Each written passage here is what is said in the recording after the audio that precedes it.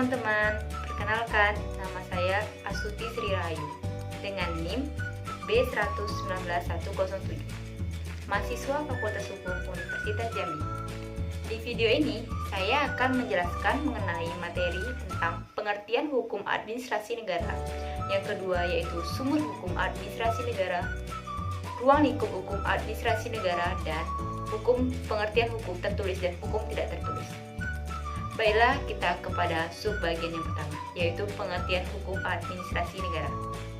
Hukum administrasi negara merupakan cabang ilmu pengetahuan dari ilmu hukum, yang mana pengertian ini masih belum baku, sehingga para ahli banyak yang berpendapat tentang apa itu pengertian hukum administrasi negara. Ya, salah satunya menurut Profesor Djoko Sutono. Dia mengatakan, hukum administrasi negara adalah hukum yang mengatur hubungan antara para pejabat-pejabat negara dengan warga masyarakat. Yang kedua yaitu sumber hukum. Kita yang pertama harus mengetahui apa sih pengertian sumber hukum. Sumber hukum adalah tempat di mana hukum itu ditemukan. Hukum itu yang bersifat mengikat dan harus dipatuhi oleh masyarakat.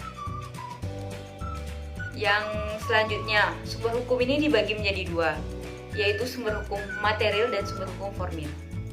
Sumber hukum material adalah sumber hukum yang berisi tindakan yang seharusnya yang dilakukan oleh masyarakat.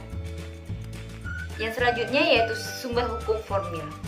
Sumber hukum formil ini adalah sumber hukum yang pengertiannya adalah sumber hukum yang berbentuk format atau bentuk sesuai kaidah hukum yang dipositifkan. Maksudnya ini, sumber hukum formil ini adalah sumber yang berlaku saat ini. Yang contohnya adalah undang-undang. Yang kedua, praktek hukum administrasi negara. Yang ketiga, jurisprudensi. Jurisprudensi itu adalah pendapat hakim terdahulu diikuti oleh pendapat hakim yang kemudian. Yang keempat adalah doktrin. Doktrin adalah pendapat ahli hukum. Jadi, yang ketiga adalah ruang lingkup hukum administrasi negara. Ruang lingkup hukum administrasi negara terdiri dari yang pertama, isi. Isi ini berkaitan tentang pembatasan-pembatasan HAN. Yang kedua, yaitu trias politika. Sebagaimana kita ketahui, trias politika ini terbagi menjadi tiga. Yang pertama, legislatif. Legislatif ini adalah yang membentuk undang-undang. Yang kedua yaitu eksekutif. Eksekutif itu yang menjalankan undang-undang, yaitu pemerintah. Yang ketiga yudisial. Yudisial ini merupakan yang mengawasi. Yang ketiga yaitu teori residu. Apa sih teori residu itu? Jadi, teori residu adalah segala sesuatu yang tidak termasuk fungsi perundangan atau legislatif, fungsi pengawasan atau yudisial merupakan fungsi pemerintahan. Dan yang selanjutnya yaitu restart and storing. Restart and storing ini terbagi lagi menjadi unsur-unsurnya. Yang pertama yaitu unsur-unsurnya yaitu continue, yaitu berkelanjutan. Berkelanjutan di sini contohnya yaitu izin mendirikan bangunan. Yang kedua, kekuasaan atas negara dan demokrasi instrumenter. Yang ketiga, di luar fungsi legislatif dan yudisial. Dan yang keempat itu diarahkan pada satu tujuan. Satu tujuannya itu apa? Mensejahterakan rakyat. Yang kelima yaitu HAN positif, sebagai lapangan HAN umum dan HAN khusus. HAN umum yaitu putusan, contohnya yaitu putusan pengadilan, sedangkan HAN khusus yaitu undang-undang kepegawaian.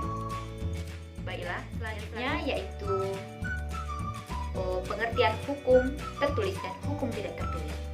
Hukum tertulis. Hukum tertulis merupakan hukum yang telah dicantumkan dalam perundang-undangan negara.